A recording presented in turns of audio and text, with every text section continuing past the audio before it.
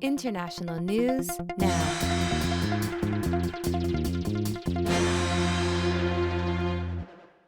Good comment. It was.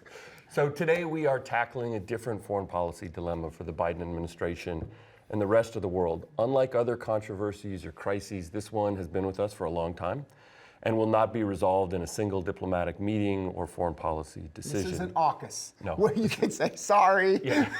get over Sorry, it. we handled that badly, but yes. Friends again? And then you're like, yeah, I guess so. But yeah, this isn't that. So dealing with climate change is a long-term problem that requires a long-term strategy and then the steady implementation of that long-term strategy. Yet at the same time, the urgencies surrounding climate change have grown because its effects, historically destructive and intense heat waves, forest fires, droughts, flooding, and hurricanes are already being felt now around the world. So we're going to explore these issues today in 5 parts. The first section simply describes and explains what COP26 is and how it fits with ongoing international processes that bring in all of the countries of the world to address problems stemming from climate change.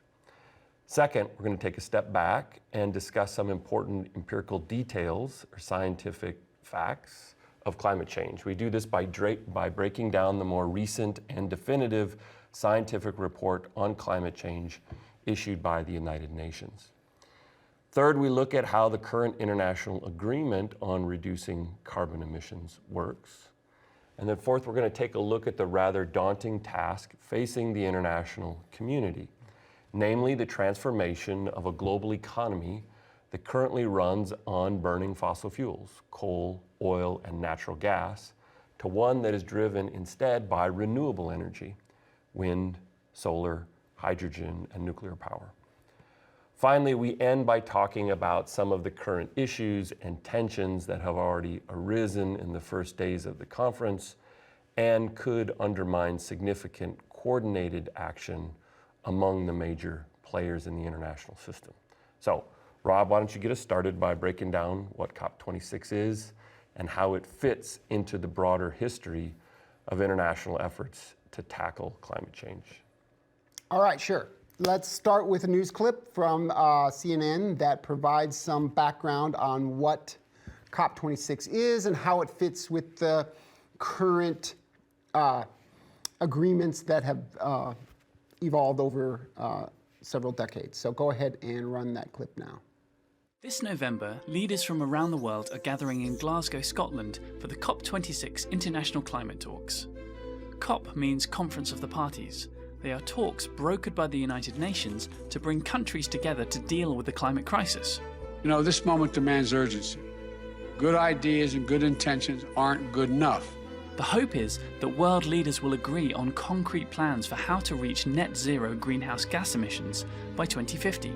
And if all this sounds familiar, well, it's because they've tried before. This is a very long process, it will take decades. We will go forward and join consensus in this today. Now must be our moment for action. The world is on a catastrophic pathway to 2.7 degrees of heating.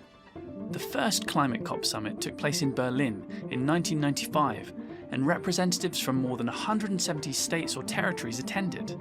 2 years later, progress.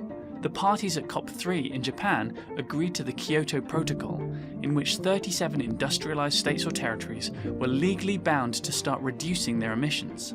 But the biggest polluter at the time, the United States, refused to ratify the agreement because it didn't oblige developing nations, like China, to cut emissions. In the following years, climate slid on and off the global agenda. After 9/11, the world's attention shifted to fighting international terrorism. Climate issues took a back seat. And all the while, greenhouse gas emissions continued to soar, and without the United States and China on board, the Kyoto Protocol began to crumble. Successive climate summits produced few results. COP15 in Copenhagen in 2009 was highly anticipated, but fell short. It's not acceptable. It's definitely not acceptable. It's disappointing. Then at COP21 in Paris, there was a breakthrough. In 2015, the Paris Agreement was adopted by more than 190 parties, including the US and China, and effectively replaced Kyoto. Its ambition was to limit global warming to well below 2, but preferably 1.5 degrees Celsius, above pre-industrial levels. But the watchdog Climate Action Tracker shows that all major economies are off track to meeting their obligations to contain temperature rise. And as governments lagged in fulfilling their pledges, a new wave of youth-led environmental activism was born. All you can talk about is money and fairy tales of eternal economic growth. How dare you! And then came this announcement. It is time to put Youngstown, Ohio, Detroit, Michigan, and Pittsburgh, Pennsylvania before Paris, France. Then US President Donald Trump withdrew the United States from the Paris Agreement, only for his successor, President Biden, to bring the US back into it. Scientists warn that this decade will be crucial for the planet's future, and COP26 has become a pivotal moment to avoid climate catastrophe, and the pressure is rising on world leaders to meet it.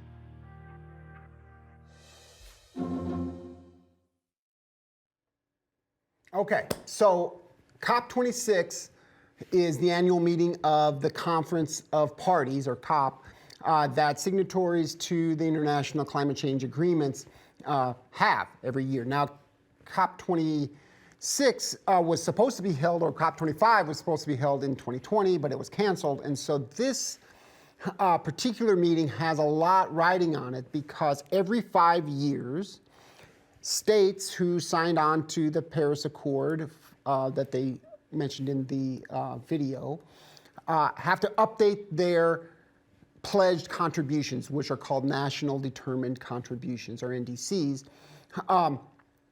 And it was 5 years after the 2015 Paris Accords in 2020 that they were going to make these revisions. And since that one was canceled, this COP26 is now the place where all the individual signatories, including the United States, who's back into the Paris Accord, will make their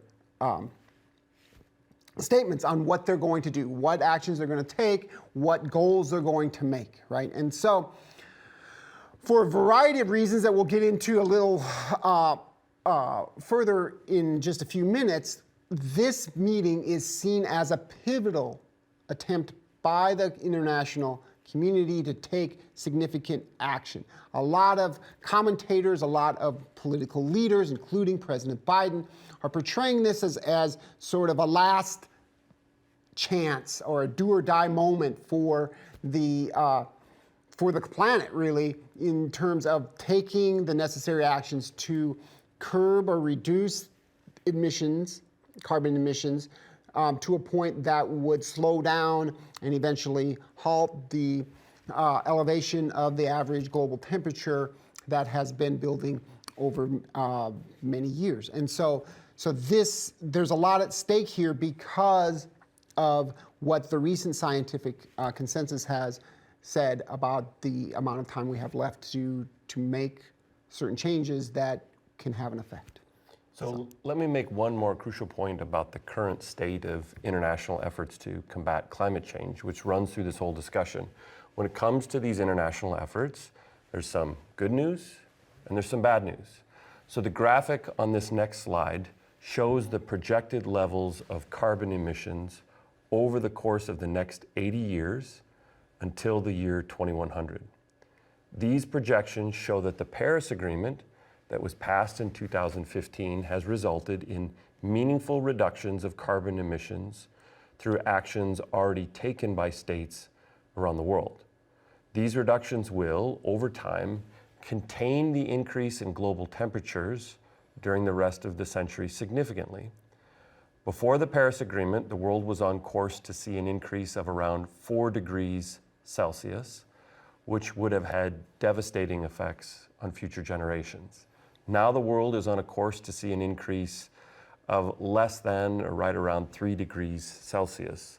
That's good news. So to borrow an analogy to the pandemic, right? They were bending the curve, right? If you see all these exponential growths in all sorts of different arenas, what the international community is trying to do on climate change and global temperatures and emissions is to bend the curve down. And and it has had an effect. However, at the same time, we're nowhere close to taking aggressive enough actions to reach the level of global warming, 1.5 degrees Celsius, that scientists want to see and say is essential to avoid the worst effects of climate change. And the problem here is twofold. First, current policies do not meet the pledge reductions in greenhouse gases that states have already promised. States are not fulfilling their own plans, and that includes all of the largest carbon emitters, China, the United States, and the European Union. Second, the pledges made by states in 2015 for the Paris Accord were not aggressive enough to come close to hold back global warming at that 1.5 degrees Celsius target. So in short, we're significantly better off than we would have been if states did not agree to the Paris Accord in 2015. But we're still on a course that leads to a climate catastrophe because states have not promised to cut emissions enough, and they haven't even fulfilled these insufficient pledges. Yeah, so they're not being aggressive enough, and they're not even able to keep the pledges that aren't aggressive enough. Mm-hmm. That's a pretty bad problem. Yeah. So let's take a step back and examine the science behind this a bit, the scientific consensus surrounding the current state of climate change. And this is important because the projections on how climate change is progressing has driven much of this debate and explains why so many leaders have said publicly that the world is running out of time to address this threat. And a lot of this emanates from a United Nations study that was issued in August of 2021, and that is seen as the definitive and pretty dramatic report that characterized climate change as a threat that could significantly harm or kill millions of people around the world over the next several decades. And this report was unique in its stark and sort of unflinching language that was released by the United Nations. And because it was released by the United Nations, it had to be approved by all of these signatory governments. And so there's a lot of consensus around this. And this report offered three main conclusions. The first one, which is important because it is a bit of a change, even in the language from the scientific community, declared climate change produced by carbon emissions that are caused by human activity as a scientific fact, that there's no longer any sort of language that hedges at all about what is producing climate change, and that climate change is real and not some sort of natural ebb and flow of climate conditions. And so that's the first part and the first big conclusion from this most recent report. Secondly, this report in very important and specific ways has shown that climate change already has begun and is going to be unavoidable for the next 30 years. And we'll explain that in just a second from a clip we're going to show here. That climate, we're already sort of behind the problem enough that there's some inescapable damage that is currently happening and will continue to happen over the next 30 years. That's the second big takeaway. And the third one is, despite the pessimism around the fact that for 30 years we're going to be, grappling and dealing with various detrimental effects of climate change because temperatures have risen over 1 degree since pre-industrial period, there is still a short window of opportunity to avoid climate change catastrophe, or the worst case scenario if the international community does nothing. That window is short and going to close in the next several decades. And so we're going to kind of take apart the last two conclusions here by listening to two clips from the New York Times, the Daily podcast, that discuss this report back in August. So let's run the first clip now. No matter what we do in terms of trying to cut emissions at this point, even if we started tomorrow, cut all emissions, cut all CO2 emissions, we're still going to be warming for the next 3 decades, till the middle of the 21st century. Yeah. So warming is what they like to say, it's kind of baked in based on all the CO2 we've pumped into the atmosphere to this point. And even if we really aggressively take action right away, there's still going to be warming, and the extreme weather is going to get worse for the next 30 years. It's a kind of a depressing thought, right? That even if every government had a just total change of notion in terms of what they needed to do, we still are not out of this mess for 30 years. Well, how can that be? I mean, how can this report state as more or less fact that 3 decades worth of fallout from a warming climate is baked in and cannot really be altered or reversed? Well, it's physics, that's it. It's basically physics. It has to do with what the concentration of CO2 in the atmosphere is now, which is, much higher than it was before the rise of industry. And so that CO2 is up there. It takes a long time for that CO2 to break down and become harmless. It takes, decades and decades and decades. So we've pumped it up there. It's not going anywhere. So even if we didn't pump any more in, we're still going to have it trapping heat and warming the atmosphere, and then warming the surface of the earth and warming the oceans as well. Right. I'm thinking of a metaphor that might explain this, and it feels like a ship, a giant ship moving so fast that no amount of braking, no amount of twisting the wheel is really going to slow it down for 3 decades. Is that the right way to think about it? I think that's a great way to look at it. And in fact, scientists use that too. It's not going to stop on a dime, and it's not going to stop in a mile. It's going to stop way down the road. And for things to change, it's slow. It feels like the definition of hopelessness to write off 30 years of time and say that we are consigned to a pretty awful climate reality during that very long period. Yeah, it's pretty grim. I agree. It is what it is. I mean, the scientists, it's the unvarnished truth, right? Well, if the next 30 years are locked in and we're stuck with them, what are they going to look like in terms of weather? Well, they're going to look like now, only more now. Worse now. Worse now. They're going to look like now, only worse than now.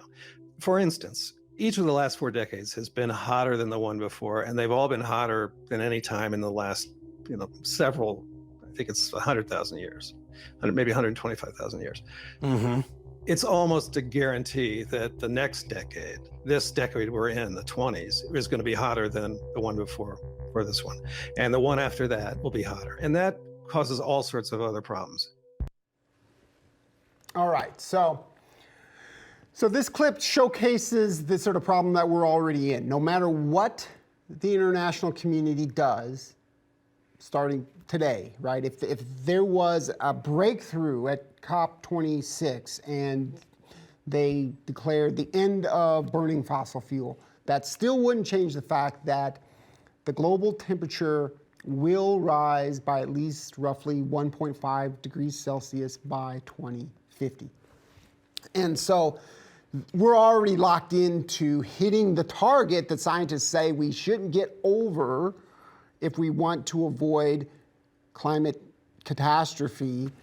We're already locked into hitting that target by 2050, 30 years from now. And this will result in continued detrimental effects that we're already seeing now from severe weather. And so I think part of why this is, at least for now, getting a lot of attention is because there is some real tangible evidence of this. You see it in the news, you see it in a lot of different countries. It's not just coasts and some of the places that used to be kind of deemed to be more vulnerable to climate change than the rest of a country's territory or things like that. There's severe weather from droughts, from floods, from hurricanes, from heat waves, melting ice in the Arctic ice sheets and glaciers, rising sea levels, forest fires, food and water shortages. This is something that will touch and affect all sorts of parts of the world, not just poor countries, but wealthy ones as well, not just coastlines, but interiors, etc. And so this is bad news. There's no escaping this. And so this historically severe flooding and heat waves and droughts that we've already seen, right? We saw the heat wave. I experienced the heat wave when I went to out west in the summer for family vacation. It was and is intense. The forest fires in California, all of these things are evidence, but it's not just here, right? There was historic flooding in Europe and Germany. There was historic flooding in China. It's everywhere. And so that is just going to get worse. As we're right now, they estimated at 1.1 degrees over pre-industrial levels of average global temperature. And so that difference between 1.1 and 1.5 is significant and will mean even worse conditions. And so that's the bad news. There is something of a silver lining, however, from this same report.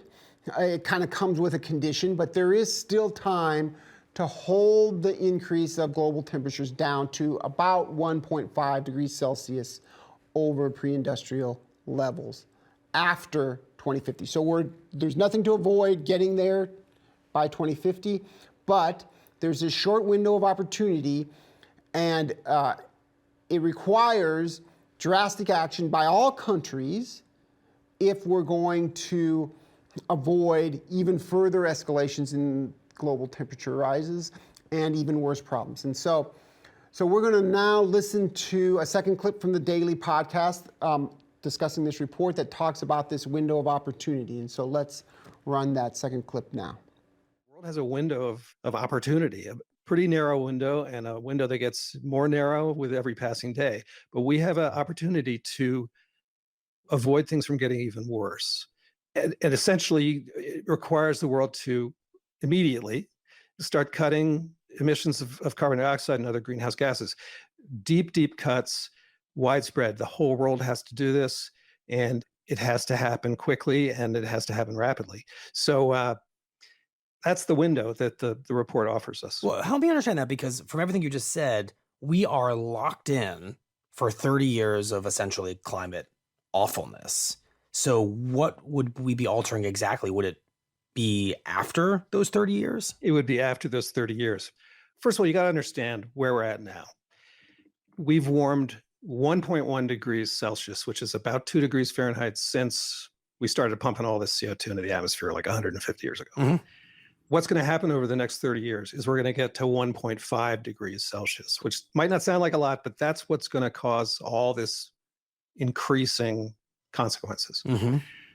What the report points out is that if we were to really drastically cut emissions right now, do it rapidly over the next 10, 20 years, we wouldn't get above 1.5 after 2050. We might get slightly, but only very slightly. Whereas if we don't do anything, or if we only make sort of half-hearted cuts in emissions, we'll get way past 1.5. And if we think 1.5 is bad, 2 degrees of warming or 3 degrees of warming is much, much worse, and we don't want to get there. So that's the glimmer of hope. We take really rapid action to confront this thing. We get to 1.5, unfortunately, over the next 30 years, but we stay there. So return to our ship metaphor.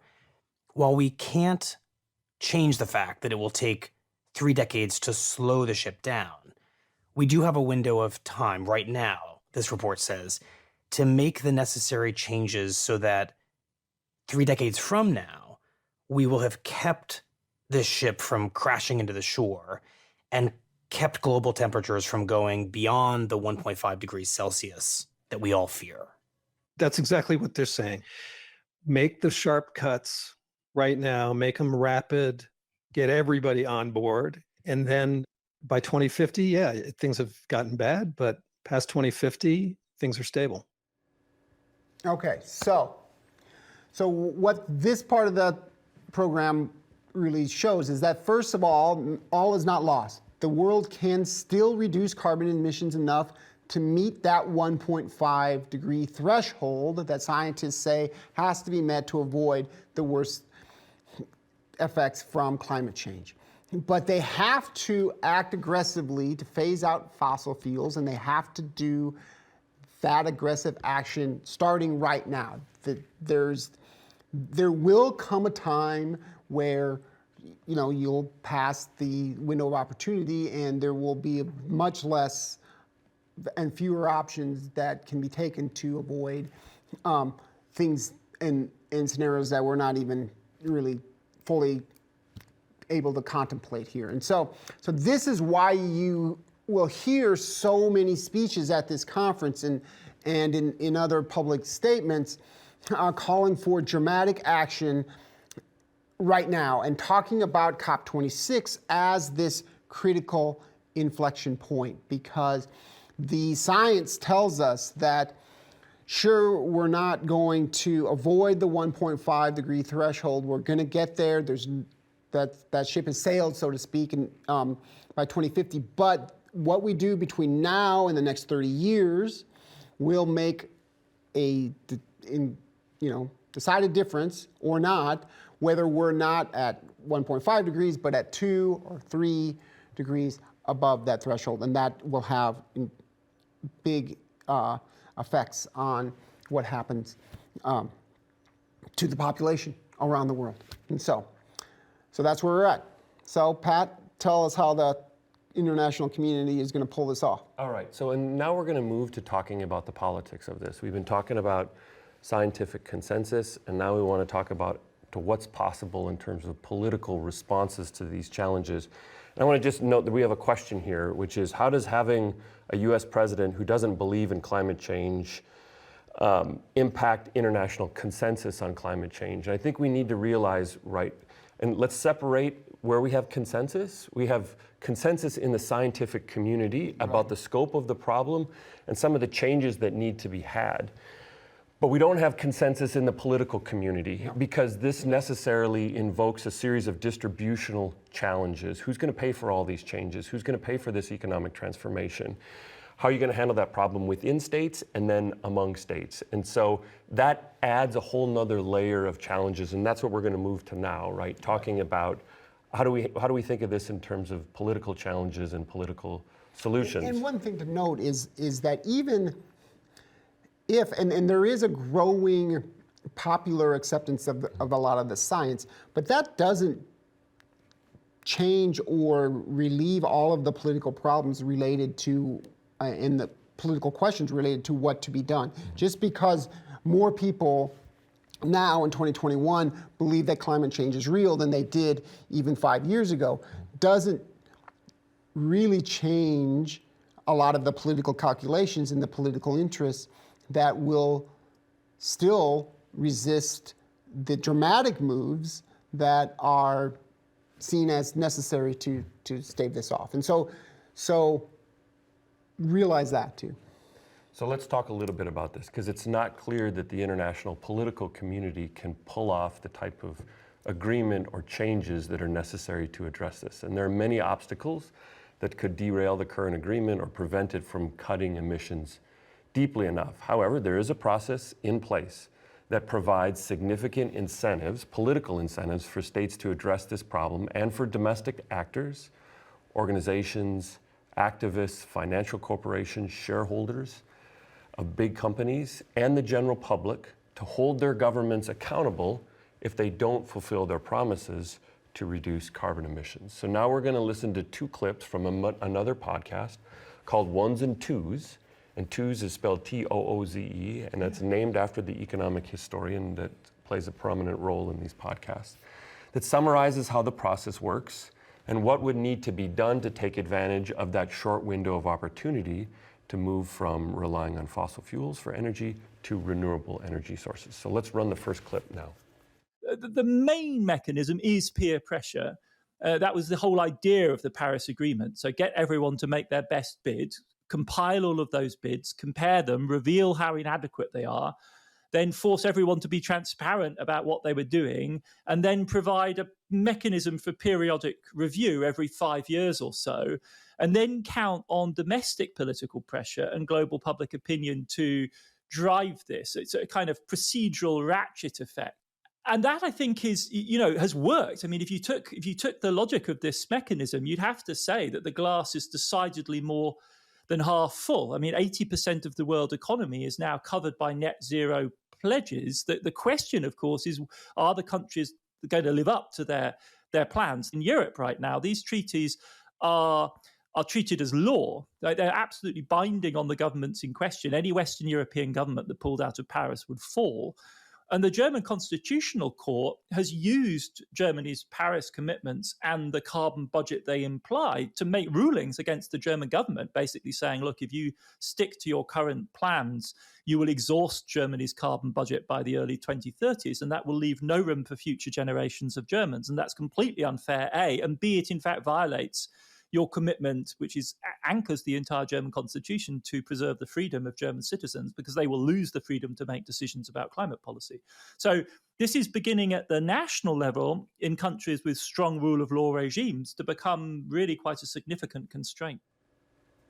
All right, let's talk about what Professor Tooze said here a little bit more. So first, the Paris Agreement is built around the central idea that each state or participant or signatory gets to set its own goals for reducing carbon emissions through a nationally determined contribution.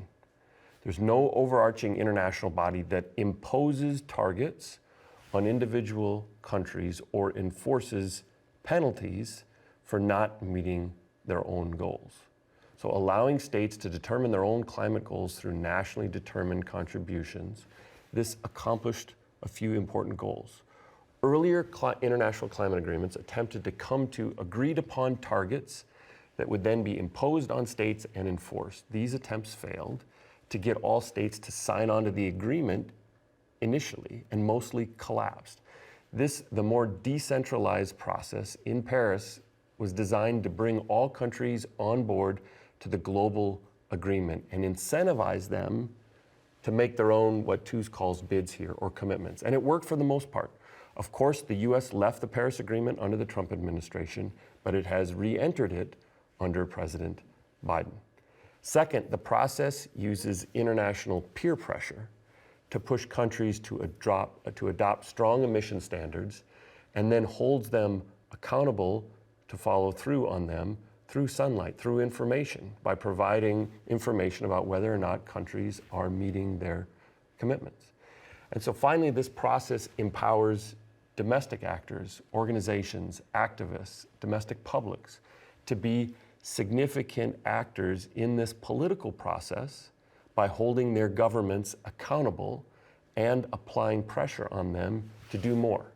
This is the two-level game that we discussed earlier in the semester about leveraging domestic publics and domestic interests to shape the foreign policy actions of governments in their negotiations, to put pressure on governments to maintain their nationally determined contributions and their pledges to cut carbon emissions.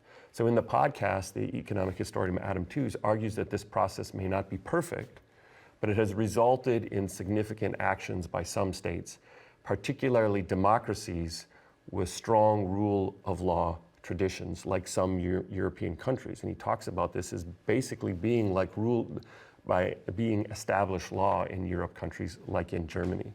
And I think, and for a second, I want to break down the politics of this a little bit more in domestic. And there are multiple mechanisms. So we can have public opinion, and we can have shifts in public opinion polls when governments take controversial decisions like those to step back from these climate pledges or not do it. So that's the short-term thing. In the more medium to long-term thing, what happens is this empowers, it puts climate change on the agenda, right, creates national targets, and then it allows publics, particularly in democratic states, to choose public officials that will honor these pledges. So it empowers the public to try, and this is the selection effect that we talked about with respect to public opinion earlier.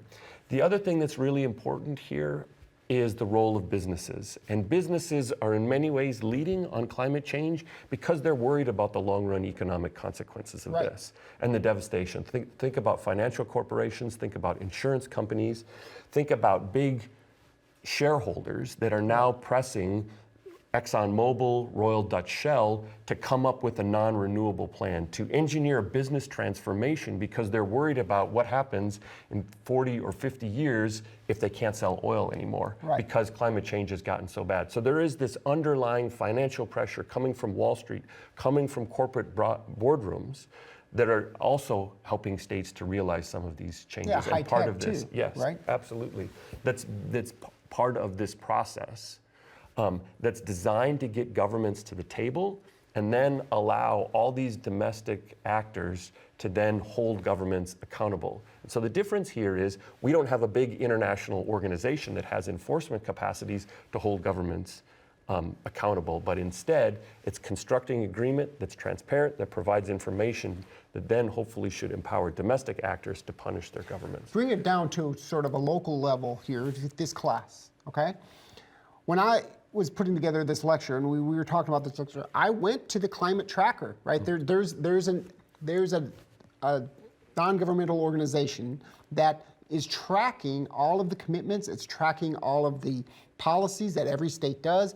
It shows in graphic terms how close or far each country is to its pledged contributions. It publishes those things. I didn't even have to go and find that website because the New York Times picked it up, and I found it in the New York Times and the Washington Post. It's on the news, and then I put it together. We have a class on climate change because it's in the news, and then you guys get this information, and then you are voters, and you can join.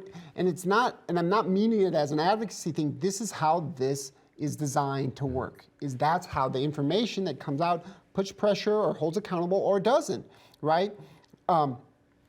Different levers of power to do these things. And so that's what's happening in terms of how the system has worked thus far. And now you have to look at it the other side and how daunting really the change in the global economy would be to move from fossil fuels to renewable energy. And so now we're going to look at what would need to happen for the global economy to make this shift. And we're going to listen to another clip from Ones and Twos podcast to get an overview on this. And so let's run that clip now. The problem basically consists of 5 bits, right? Electricity generation, transport, industry, housing, and agriculture. And at a first approximation, they're roughly the same size, like somewhere between 15 and 30% of the problem, depending on which country you're in, is each one of those 5 bits. And if you break it down that way, for electricity generation, the path ahead is really pretty obvious, right? We're going for renewables, we need better storage, perhaps hydrogen as an option, and then maybe nuclear as a backup for some countries. For transport, likewise, the big bit, road transport, we've got a map ahead, right? We know how we're going to decarbonize that by the 2030s. And there are certain shipping companies like Maersk who are already making concerted moves there as well. Air transport, big technical issues, but it's a relatively small piece of the overall pie. Industry, steel, cement, petrochemicals, they're all incredibly technically difficult, but these are also the most sophisticated players in the system. These are huge corporations with incredible incentives to act on this and huge R&D competence. And so it's a question of just finding the solutions in each case. When you take housing, the problem with that is not that it's super complicated. The problem with that is just bitty, right? There are hundreds of millions of buildings that need insulating and better air conditioning and heat pumps and so on. But it really isn't a technical problem. And then lastly, there's food and agriculture, which is about 20% of the problem globally. And again, it's a matter of pure will. We know perfectly well what the at least first round solutions are, which is to move towards massively reducing the amount of meat we eat, and then as a secondary move, how much dairy we consume. So these are doable, right? When you break it down like that, all of a sudden it begins to seem like we've got bits of the solutions in most cases.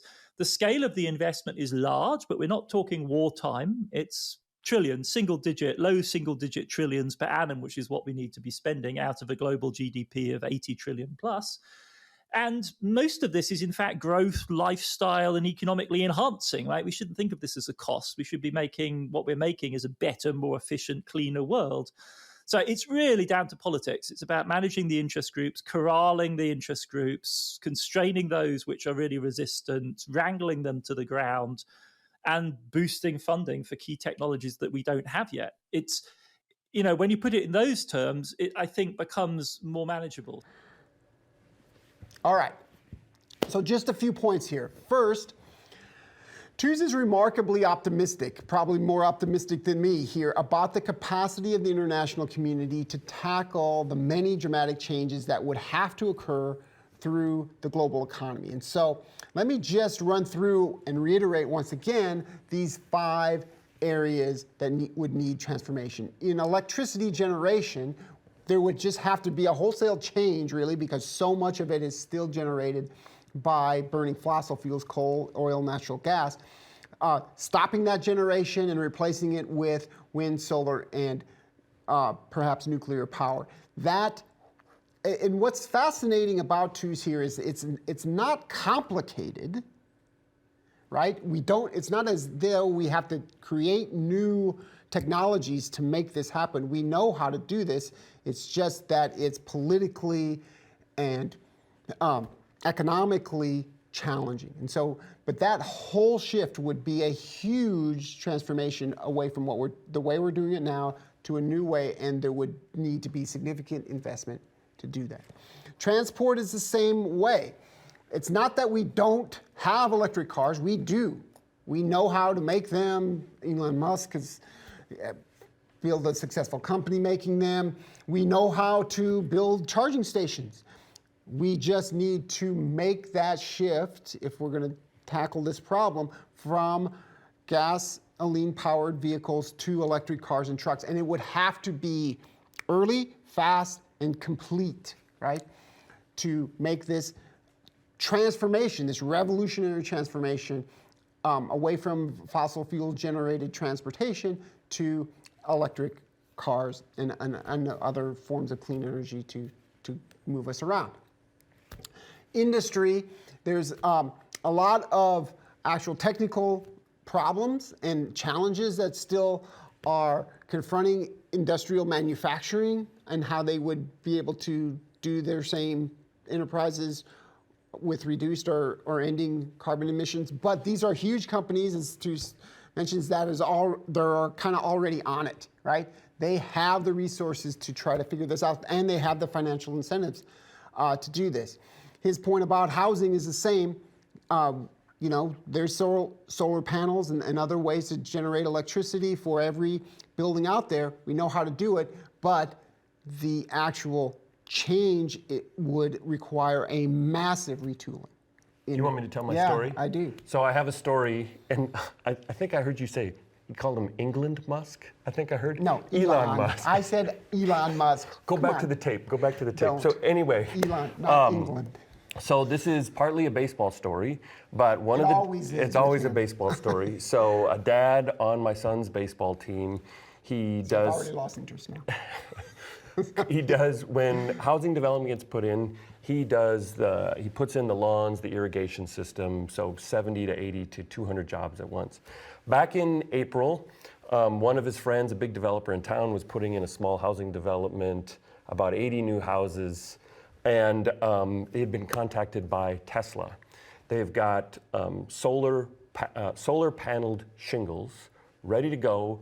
Their individual marketing efforts to get homeowners to buy these shingles that power your house and actually send electricity back into the grid. These are individual shingles, so it's not the big panels. Nope, right. So these are your shingles, right? Yeah. So you don't have to put regular asphalt shingles on, and they collect electricity. They heat your house, cool your house, everything. Yes.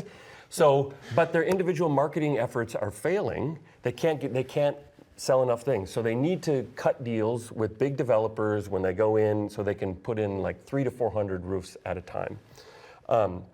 So he had to go out to a project, put down crushed granite because Elon Musk came and wanted to walk the site. So he got a chance to meet Elon Musk, who was there before anybody else that morning at 7 o'clock in the morning. He said it didn't look like he had slept all night and been working in his car, but maybe that's why he's worth now $300 billion, I see today. It's a hard-working guy. But so anyway, they've got the technology. Every house that goes in can power itself through these shingles. the roofing is, the last time I asked him, was about $30,000 to $35,000 versus a regular roof right now $12,000 to $15,000. So much more expensive, but you Much never more have to expensive. replace it. But the other challenge that they're having right Why now, wouldn't you have to replace it? I mean, you replace maybe individual roofs. panels if they get broken or a bad hailstorm or whatever, but they're designed Still to, have to last forever. They're designed to last forever. So you don't have to replace your roof every 15 or 20 years. But the technical problem that they're having right now is they have to train the roofers. And it's much easier, the roofer doesn't want to then have to retrain his workers to do this if they don't have regular jobs. And so it's easier for them just to put on, but this is a metaphor more broadly, it's easier for them to put on the $12,000 to $15,000 roofs that they then have to change every 15 years, rather than stopping their workers and training them how to put these new roofs on that are more technically complex and that take longer to do. So in the same way that it's easier for us just to keep filling up with gas rather than buying the electrical car vehicle. that we already have. Yep, it's the same thing is happening. So the point is the technology is there, but the transition, you have to incentivize the transition for someone to say, all right, I'm going to buy 2 roofs instead of 1, effectively, because the price is at least twice as much. I'm going to make a long-term investment in the value of my house. That's costly. So this is, I mean, we'll talk about this, I presume, in a couple of weeks. This is what's interesting about these bills that are now up before Congress. There is, in the 2 bills, one is just a negotiating framework, and then the infrastructure bill, there's about $700 billion of climate change relief in there or spending. A lot of them are tax credits that we would be designed to get us to buy. Get us to buy electric vehicles, to put Tesla shingles on our roof so we can pull back from the grid. Solar panels, everything else. Wind power, all that stuff. Right. But again, it's a question of political will.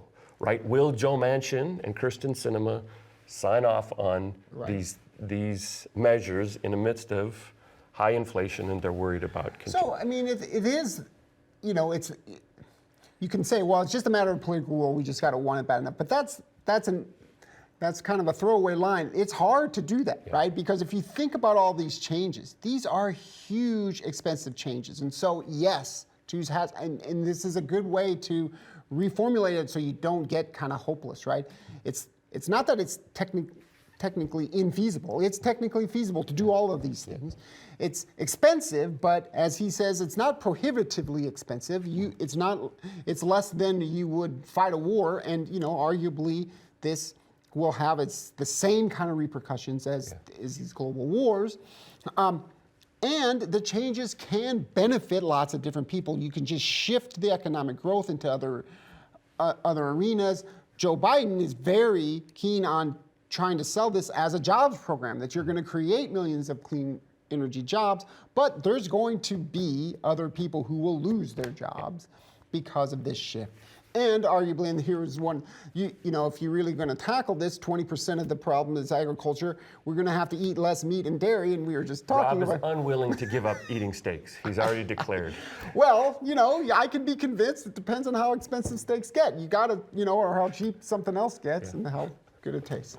But this is, the political will here is not it is real, and it's a huge change, and and what you're trying to move is the preferences of millions and millions of people. Hundreds of millions. Yeah, hundreds of millions of people to, instead of buying a gas-powered car, will buy an electric car. And you have to do it now, and you have to do it completely, and you have to do it everywhere. That is not just, that's just a question of political will. That is a hard thing to pull off, right?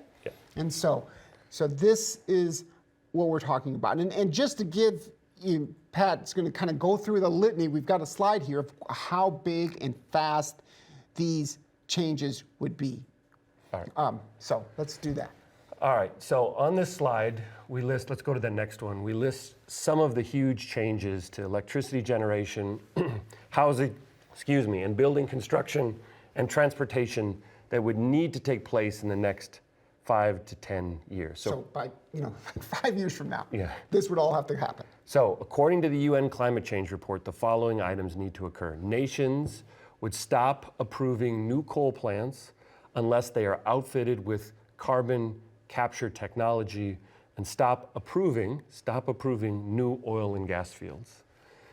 That's a big change, right? So by And 2025, they're not doing that right now. No. They're building new and mining new coal plants in China. There's even one in Great Britain that was very controversial. And this is what leaders are getting asked about at Glasgow right now. Well, what about that new, the UK ambassador to the US, who's been leading on this, large public presence? What about that new coal plant that you're generating? Well, that's just one, right? I mean, well, they're all just one. Yes. Right. And so this would be a huge thing. Yeah. So by 2025, governments worldwide would start banning the sale of new oil and gas furnaces to heat buildings, shifting to electric heat pump. So 5 years from now, you're not going to be able to have. Yeah, so and let me just give you some sense of how significant this is. So we found out on Friday, I was working at home, our air conditioner went out, and the guy was like, you could just replace the coils that are rusted out, but you're probably going to need a new system because we think this parts are damaged too.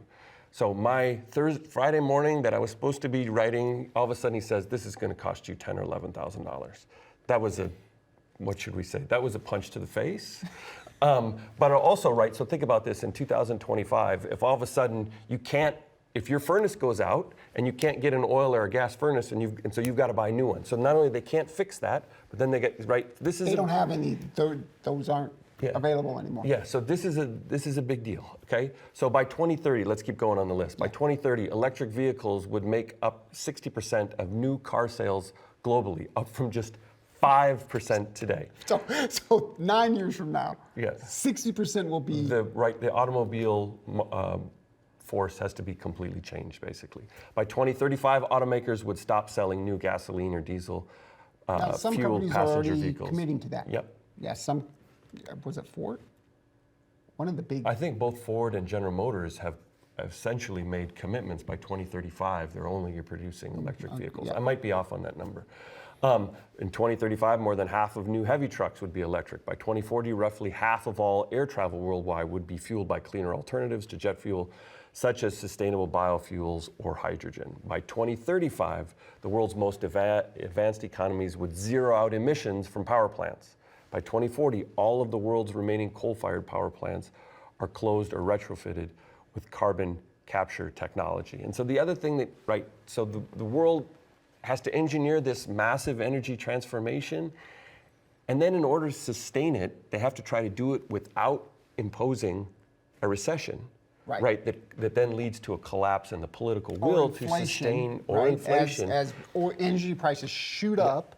Which is to sustain this, decades-long transformation. This is an incredibly complex economic and political problem. And then think about the coordination problem too, right? You know, how is, say you do get the political will and they make the investment and they do it in Europe and they do it in the United States, but then in China, it's not happening. Yep. If China doesn't do it, it doesn't matter. Yeah.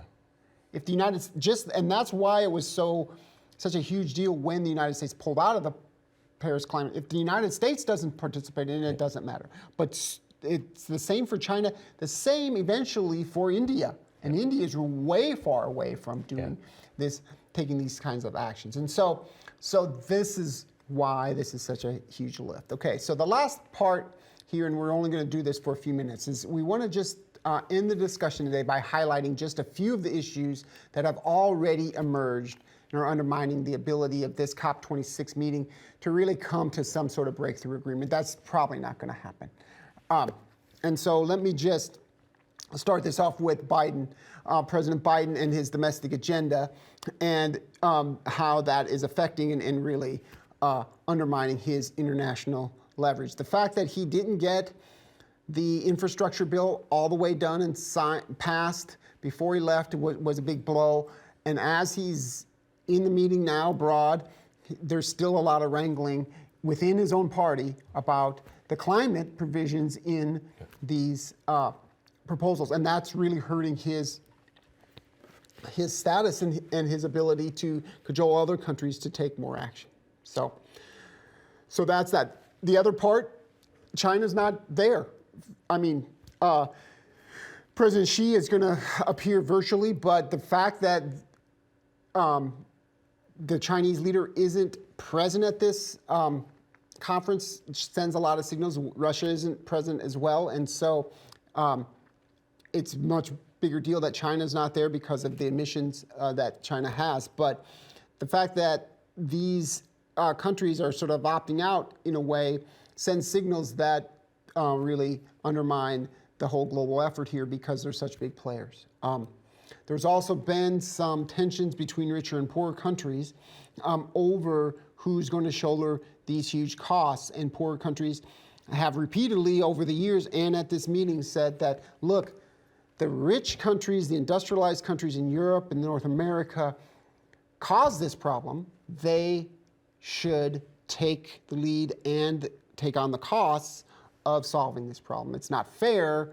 And there's even talk of what has effectively been called reparations for certain poor countries that are currently vulnerable to climate change because of the industrialization policies of richer countries. And then the final thing is there is going to be a transition period where there is a shift away from fossil fuels to renewable energy, but there's not enough capacity for renewable energy right now. And so a lot of leaders, President Biden, the Prime Minister of Great Britain, Boris Johnson, in China, they're firing up a lot more burning of coal because there's a shortage of energy right now, and prices are going way up.